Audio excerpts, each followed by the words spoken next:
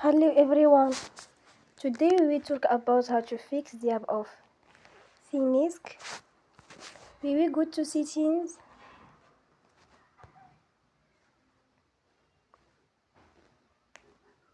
Then we click on apps. After that you will search the app Thenics and you will click.